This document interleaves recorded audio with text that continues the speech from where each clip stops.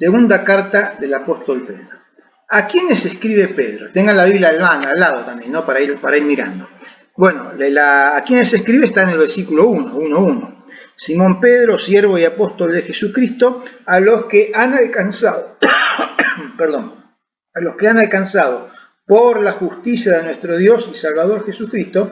Esto saben los jóvenes porque el sábado pasado estuvieron hablando de esto en su reunión.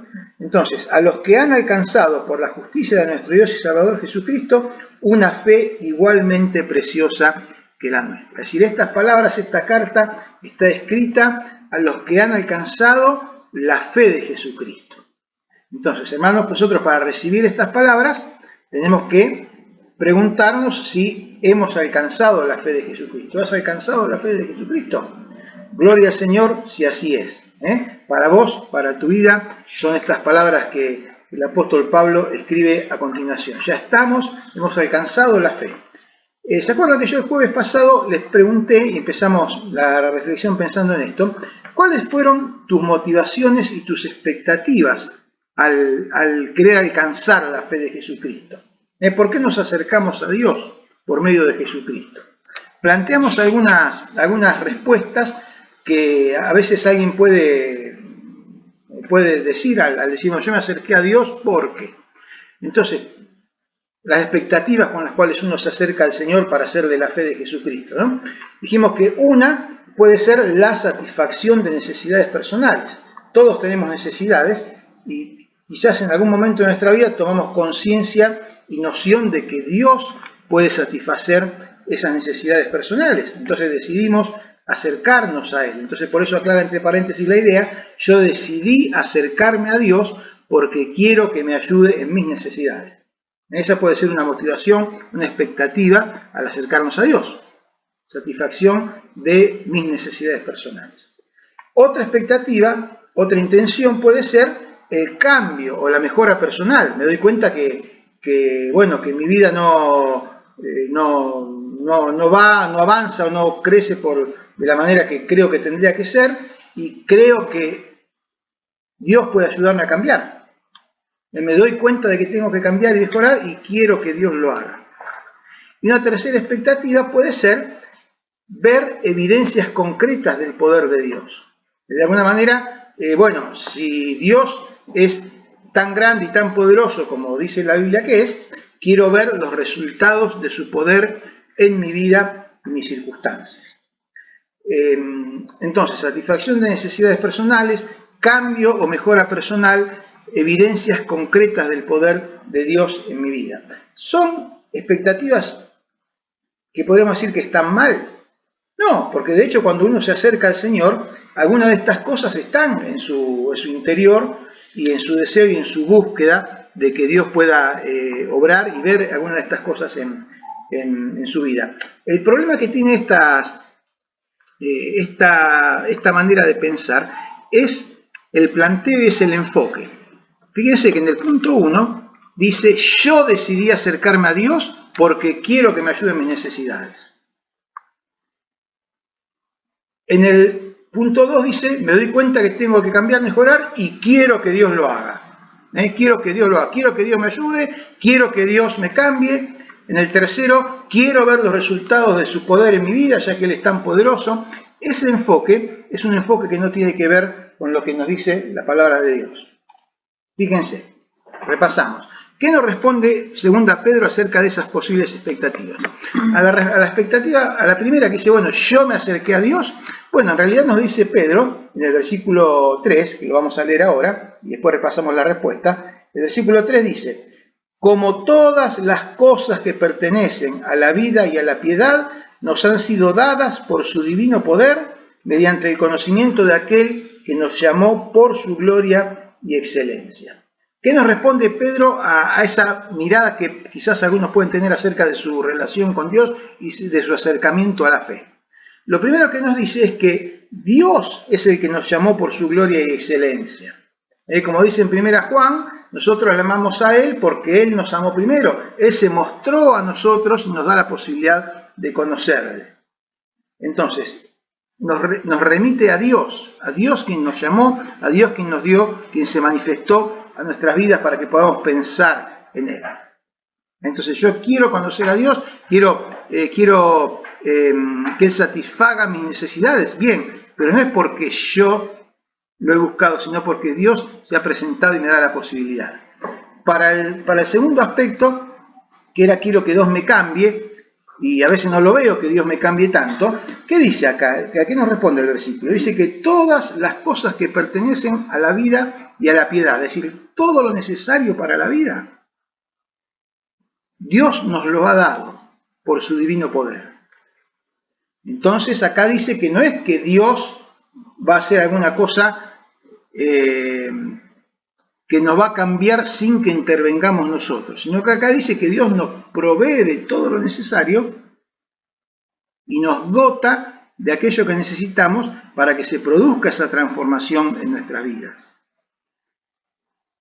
Después lo voy a ir aclarando un poquito más, ¿no? Y tercero, respecto del poder de Dios, bueno, yo quiero ver el poder de Dios obrando en mi vida. ¿Cuánta gente dice eso? A veces cantamos eso, Señor, quiero ver tu poder, que tu poder obre en mi vida, etcétera, etcétera. Pero ¿qué nos dice acá? Que el poder de Dios opera, sí, obra y se manifiesta, pero ¿cómo? Mediante el conocimiento de Él. Lo leyeron en el pasaje, ¿no? Nos han sido dadas por su divino poder mediante el conocimiento de aquel que nos llamó.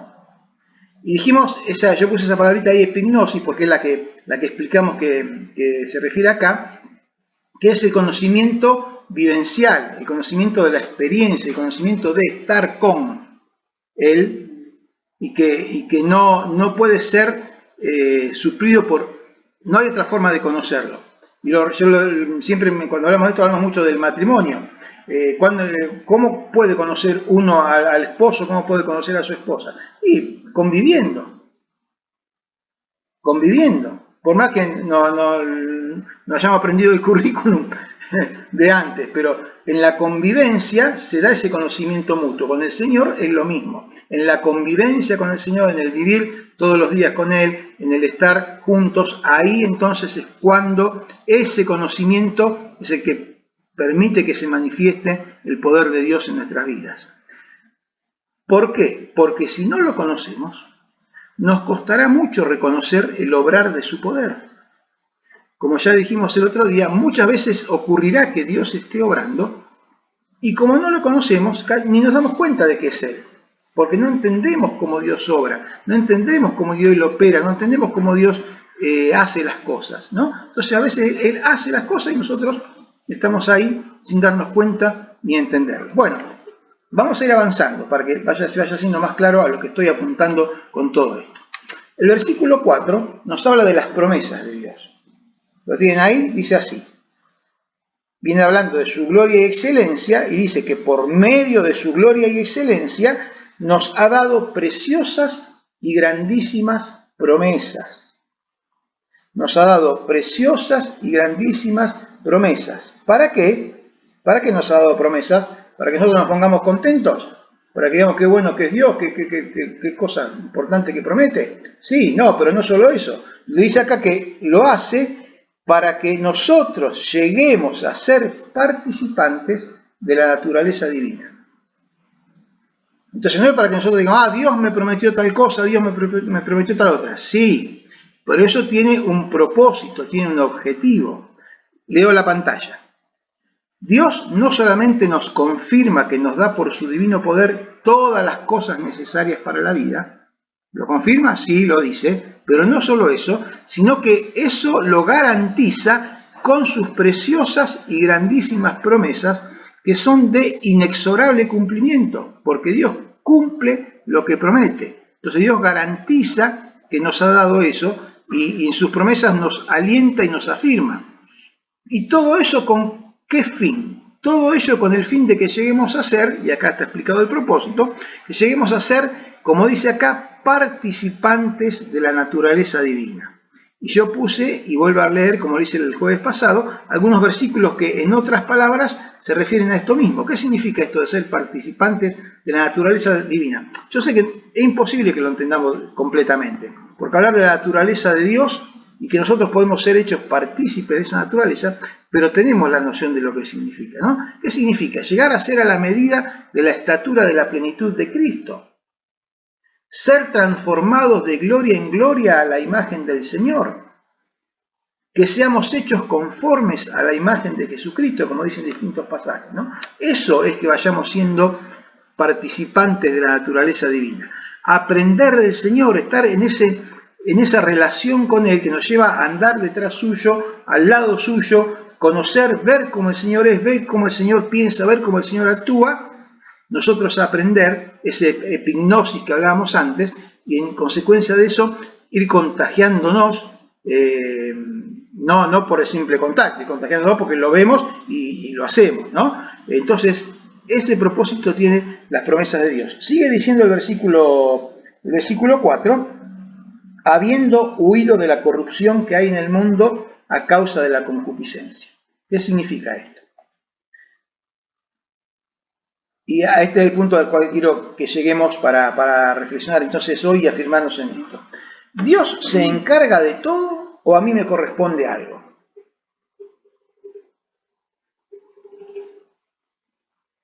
Esta es la pregunta principal que vamos a responder hoy con lo que nos dice la Biblia. ¿Dios se encarga de todo? Es decir, yo vengo a Dios porque quiero que Dios me ayude y Dios me ayuda, vengo a Dios porque quiero que Dios me cambie y Dios me cambia, yo vengo a Dios porque quiero que muestre su poder en mi vida y Dios lo hace. ¿Él se encarga de todo o a mí me corresponde algo en todo este proceso? La respuesta, mejor dicho, es que a mí me corresponde algo para que este proceso pueda llevarse adelante en mi vida y reflejar los frutos de que hablaba el salmista ya en el Salmo 1, ¿no? ¿Qué es lo que le corresponde al creyente? Bueno, lo acabamos de leer recién. Nos corresponde, primero, caminar o andar en el sentido correcto, lo que leíamos recién, huyendo de la corrupción que hay en el mundo a causa de la concupiscencia o del pecado.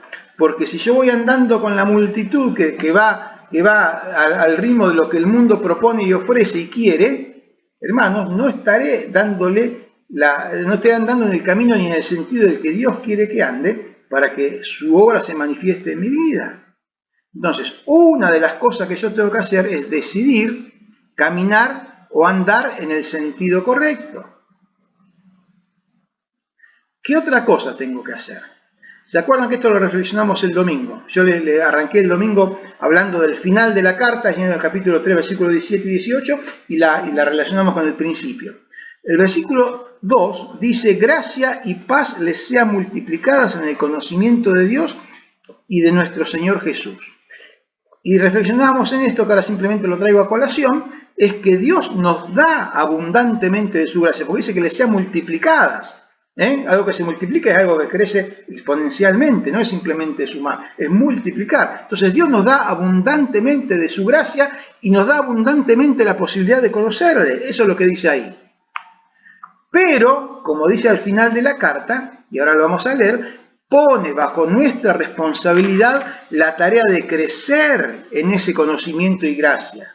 Él nos da de su gracia y nos da la posibilidad de conocerle. Pero ¿qué nos dice? Ustedes tienen que ocuparse de crecer en esa gracia y ese conocimiento para no ser arrastrados. ¿Se acuerdan que hablamos de esta palabra, ¿no? De no ser arrastrados, sino mantenernos firmes. Leemos al final de la carta 3, 17 y 18.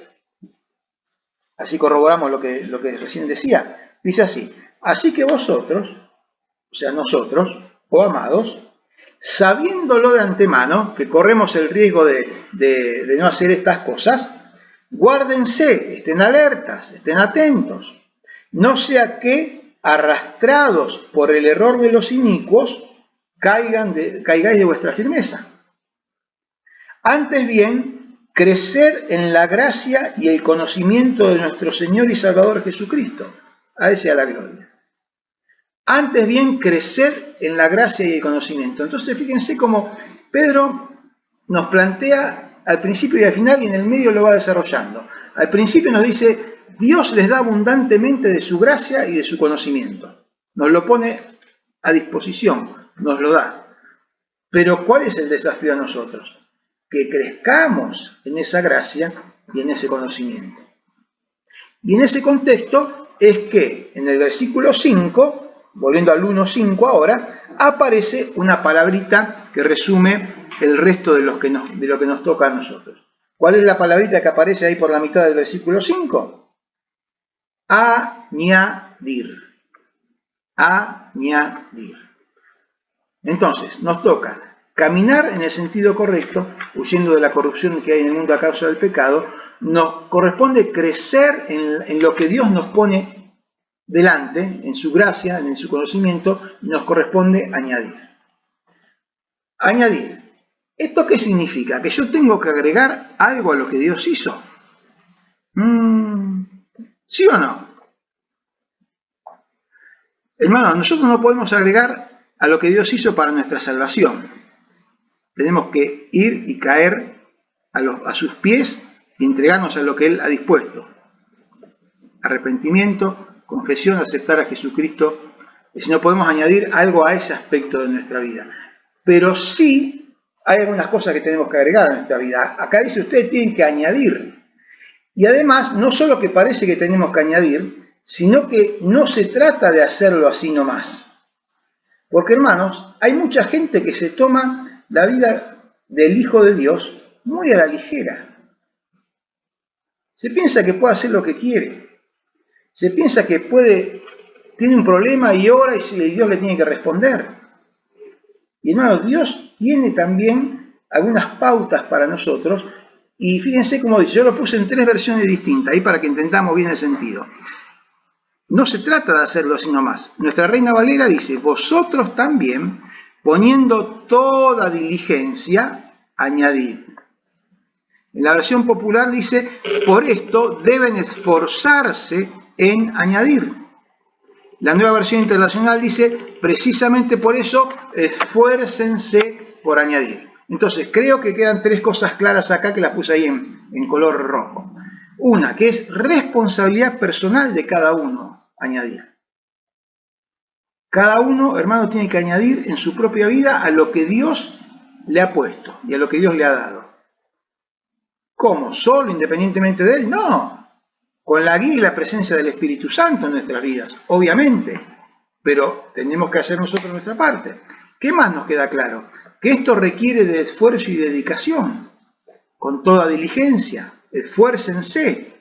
Dice, entonces no puedo, si yo a esto me dedico cuando me sobra el tiempo, cuando no tengo otra cosa que hacer o cuando tengo algún problema y me acuerdo de que necesito de Dios, bueno, la cosa no funciona así. Siempre el Señor nos puede reconvenir y traer de vuelta el camino, pero estaremos perdiendo mucho tiempo en el medio, ¿no?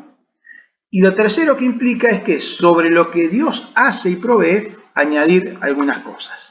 Bueno, entonces, ¿qué es lo que tenemos que añadir? Vamos a leer los versículos que siguen. Estamos en el versículo 5.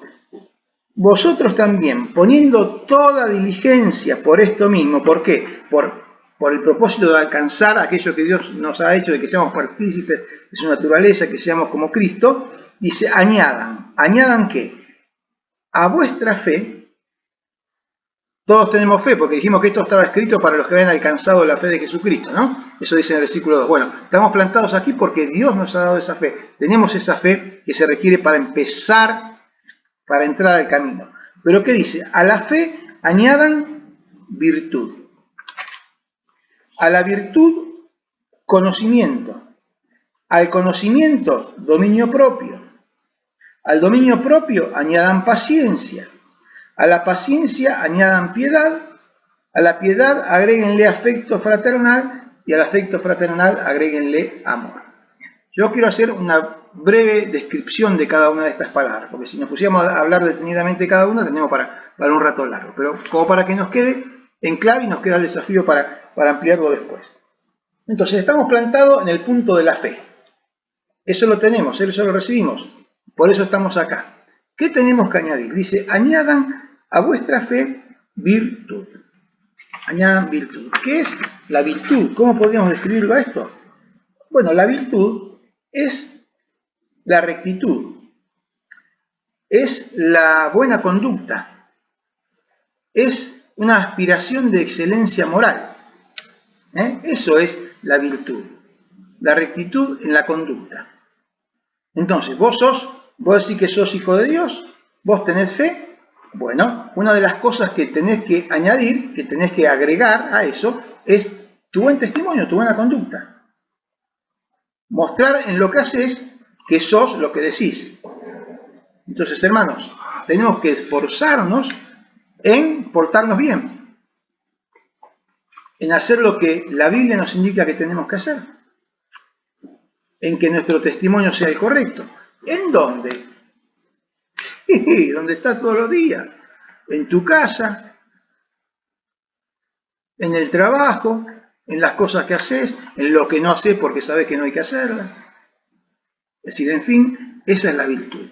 Y eso nos toca a nosotros, hermano. Como dije, el Espíritu Santo guía, el Espíritu Santo obra, el Espíritu Santo nos muestra, pero la decisión es nuestra. ¿Qué más tenemos que añadir? A la virtud y se añadan conocimiento. Este conocimiento no es el mismo conocimiento que hablábamos antes. El que hablábamos antes era el conocimiento epignosis, el conocimiento experimental, vivencial, el que surge de la convivencia y de la observación. Este conocimiento que dice acá es el conocimiento gnosis, es el conocimiento que viene del estudio, es el conocimiento que viene de él dedicarse a conocer, a estudiar. ¿A estudiar qué? Al estudio de la palabra de Dios. Si no, ¿de dónde voy a sacar los elementos para dar sustento a todo esto? El conocimiento que tengo que añadir es el conocimiento de la voluntad y de la palabra de Dios. Entonces, hermanos, si no leemos la Biblia, si no buscamos cuál es el camino y la palabra de Dios, poco podremos progresar en esto. Entonces, añadir conocimiento. Hermanos, hay que leer la Biblia, hay que estudiar la Biblia, hay que hacerlo en nuestras casas, hay que hacerlo cuando nos reunimos como iglesia, porque eso también es de lo que tenemos que añadir a nuestras vidas. ¿Es difícil leer la Biblia y entenderla? ¿Qué sé yo? Si fuera tan difícil, el Señor no nos mandaría a hacerlo. ¿Pero qué requiere? Requiere diligencia, requiere esfuerzo portarse bien, requiere esfuerzo conocer la palabra de Dios. Y sí, requiere esfuerzo. ¿Qué más? Al conocimiento añadan dominio propio. Dominio propio, templanza provista por el Espíritu Santo, diría yo, ¿no? Porque el dominio propio, la templanza, es fruto del Espíritu Santo. No es el dominio propio que uno puede tener por sí mismo, sino es el dominio propio que el Espíritu Santo va metiendo dentro de nuestro, haciendo entender, haciéndonos reaccionar de la manera que tenemos que reaccionar, eso que proviene de imitar a Cristo. Templanza provista por el Espíritu Santo es el refrenarse ante situaciones que nos motivan a hacer algo que no sabemos que no son de edificación. Eso es el dominio propio. ¿Y quién tiene que decidir poner dominio propio en su vida? El Espíritu Santo nos ayuda, pero nosotros somos los que tomamos la decisión. ¿Qué más? Al dominio propio añadan paciencia. La paciencia, la mayoría de las veces en la Biblia, tiene que ver con la perseverancia. ¿Por qué? Porque habrá dificultades. Surgirán dificultades que serán desalentadoras. Aparecerán cosas que nos desalentarán en esto de poner toda diligencia en el crecimiento de nuestra vida y en seguir al Señor. Bueno, hermanos, cuando llega la prueba, cuando llegan las dificultades, ¿qué nos dice el Señor? Que hay que ponerle, que hay que añadirle paciencia y perseverancia para vencerla y seguir adelante. Porque las pruebas son parte del obrar de Dios en nuestras vidas. A la paciencia añadan piedad. Piedad, podríamos decir también devoción, es decir, el cultivo de la vida espiritual. Cada uno de nosotros tiene que cultivar su propia vida espiritual. ¿Con qué? Con los elementos que Dios nos provee. Pero cada uno de nosotros tiene que agarrar la pala y remover la tierra y el agua, o sea, tiene que hacer ese laburito en su vida para que lo que Dios quiere darnos pueda reflejarse. Entonces, cultivar nuestra vida espiritual. No podemos estar mirando todos los días para cualquier lado y después pretender que Dios actúe. Devoción. A la piedad o devoción añadan afecto fraternal. El afecto fraternal es el afecto especial y particular hacia los hermanos en la fe. Fraternal habla de hermanos, ¿no? Habla de hermandad. Entonces, este es un afecto especial, particular, que cada uno debe tener hacia los hermanos en la fe. Es el amor ese que Jesús, creo que en Juan 13:35,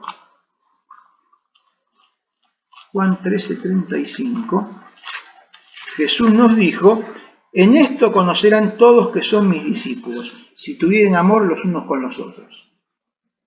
Este es el afecto fraternal. Es el amor de los unos para con los otros entre los hermanos en la fe.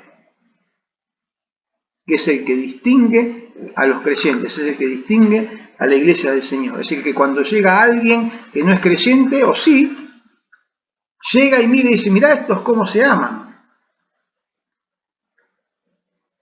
A pesar de que a veces puede haber alguien que nos cueste amar, por la razón que sea. Pero el Señor pone eso en nosotros y nos pone a nosotros que tenemos que esforzarnos en amar de una manera en particular a los hermanos en la fe. Y a ese afecto fraternal que tiene que ver con la hermandad cristiana, dice: añádanle amor. Es decir, este amor hacia todos. Un amor que es antinatural y es sobrenatural. Es antinatural porque es imposible que, humanamente hablando, uno quiera amar a todos. Pero es sobrenatural porque Dios lo provee a nuestras vidas. Pero requiere el esfuerzo de ponerlo en práctica, ¿no? Porque Dios lo siembra, Dios lo pone, pero si nosotros no nos dedicamos a cultivar ese amor, no será posible que se desarrolle. Entonces, estas son las cosas que tenemos que añadir a nuestras vidas. Comenzamos con la fe. ¿Qué tenemos que añadir? Virtud o buena conducta. Añadir conocimiento de la palabra de Dios. Añadir dominio propio o templanza provista por el Espíritu Santo. Añadir paciencia y perseverancia ante las dificultades, ante aquellas cosas que van a aparecer y nos querrán desalentar. Perseverancia. A eso añadir piedad o devoción, cultivar la vida espiritual. A eso añadir el afecto fraternal, ese amor entre los discípulos que los destacan. Y a ese afecto fraternal, el amor que Dios nos manda, con el cual nos manda a amar a todos los demás. Ese amor que yo califiqué recién de antinatural y de sobrenatural. Bueno, hermanos, eso tenemos que esforzarnos, tenemos que trabajar, tenemos que dedicarnos para añadir a nuestras vidas. Nosotros solo por nuestra propia capacidad y voluntad y capacidades de tan bueno que somos. No, con la guía y la provisión del Espíritu Santo. Pero Dios, el Espíritu Santo, no lo va a hacer si nosotros no ponemos nuestra decisión y nuestro esfuerzo en que estas cosas se desarrollen y se añadan a nuestras vidas. ¿Qué dice el versículo 8? Porque si estas cosas están en ustedes y abundan, no los dejarán estar ociosos ni sin fruto en cuanto al conocimiento de nuestro Señor Jesucristo.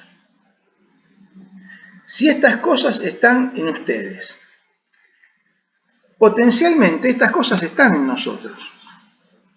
Pero ¿qué dice acá? No solo que estén, sino que además que abunden.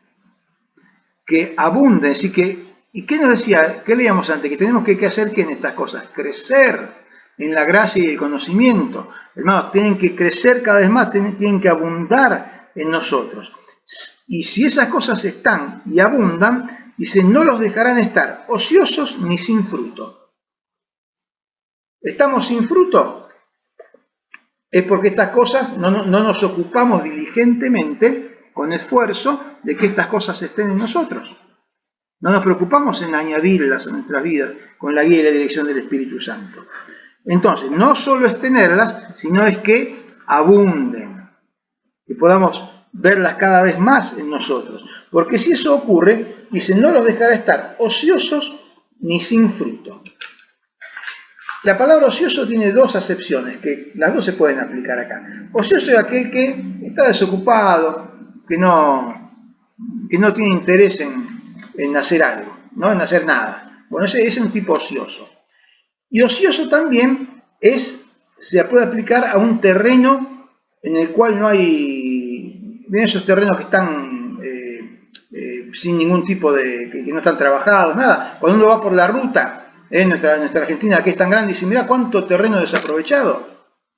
Acá no hay nada, no hay no se practica la agricultura, no hay nada sembrado, o es todo piedra. Bueno, eso nos remite un poco a la parábola del sembrador, quizás, ¿no? Bueno, ese terreno es ocioso, porque no tiene fruto, no se utiliza para nada. Entonces, hermanos, si nosotros nos vemos ociosos y sin fruto, es porque nos falta trabajar esa parte, nos falta añadir a nosotros a aquello que Dios nos sirvió en la mesa delante nuestro.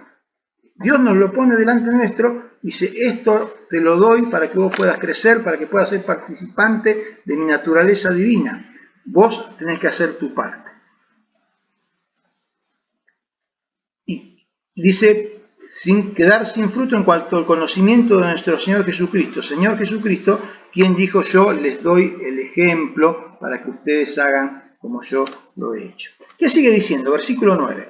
El que no tiene estas cosas que venimos hablando, el que no lo tiene la vista muy corta. ¿Qué pasa con el que tiene la vista muy corta? No ve nada, necesita los anteojos. El tema es que espiritualmente los anteojos no existen. Lo que espiritualmente hay son buenos ojos o malos ojos. La buena vista viene de desarrollar esto en nuestras vidas. La vista muy corta es ver nada más que lo que está delante de nuestros ojos. No tener perspectiva del obrar de Dios, no tener perspectiva del futuro de lo que Dios quiere. Y añade más, es ciego. No solo que tiene la vista muy corta, sino que si ese estar con la vista corta sigue siendo lo normal en su vida, va a terminar quedando ciego, va a perder la vista totalmente, habiendo olvidado la purificación de sus antiguos pecados. Es decir, de esa fe con la cual comenzó, en un extremo, y se olvida. Y hay gente que se olvida de eso. ¿Cuánta gente vemos que inicia o quiere iniciar en el camino del Señor y después se aparta? Se olvidó de la purificación de sus antiguos pecados y se olvidó, no lo valora, no lo entiende, tiene la vista corta, se ha vuelto ciego, no le interesa. Entonces, este es el riesgo en el cual alguien incurre cuando lo hace cuando no desarrolla estas cosas en su vida, cuando no las añade. Por lo cual, versículo 10, hermanos, tanto más procuren hacer firme vuestra vocación y elección, porque haciendo estas cosas no caeréis jamás. Eso lo quiero para acá para después. Tanto más procuren hacer firme vuestra vocación y elección. Entonces nos anima, nos desafía a añadir, a unirnos al trabajo que Dios quiere hacer en nuestras vidas por medio del Espíritu Santo, para que hagamos firme nuestra vocación y nuestra elección. ¿Se acuerdan que vimos antes el versículo 17, no? Ojo, sabiéndolo de antemano, el 3:17, guárdense, no sea que arrastrados por el error de los inicuos caigan de vuestra firmeza. Nos advierte. Entonces, hagan firme vuestra vocación y elección. ¿Por qué? Porque tenemos dos consecuencias. Dos consecuencias. Haciendo estas cosas no caeréis jamás. Podremos resbalarnos, quizás. Podremos resbalarnos, pero no caeremos jamás. Y la otra consecuencia, como ya lo hemos mencionado anteriormente en los estudios, porque de esta manera les será otorgada amplia y generosa entrada en el reino de nuestro Señor y Salvador Jesucristo. Sí, hermanos, porque hay distintas bienvenidas que va a dar el Señor a sus hijos. Y el Señor explica y Él lo hará a su manera, y nosotros, además ya de nuestra capacidad de entenderlo en muchos aspectos, el Señor dará distintos grados de recompensa, porque no es lo mismo aquel que ha sido fiel, que ha querido crecer, que ha buscado agradar a Dios, que ha buscado servir, que ha buscado amar, que aquel que ni fu ni fa.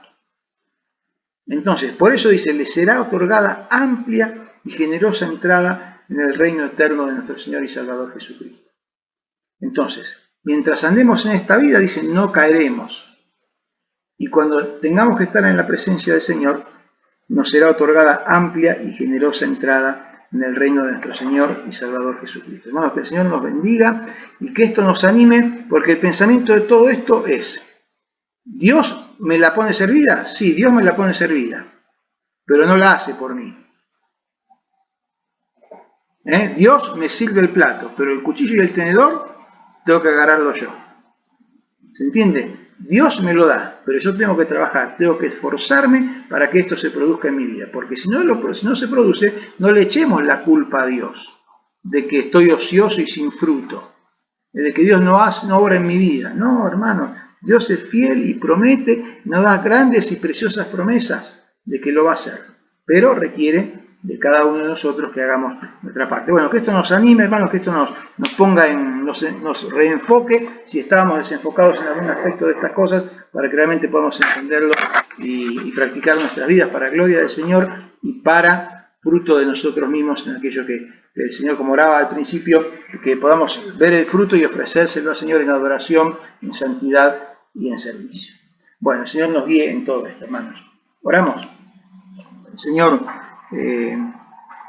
gracias porque atendés a cada aspecto de nuestras vidas, Señor. Y gracias porque en tu palabra encontramos la sabiduría y el consejo para todo.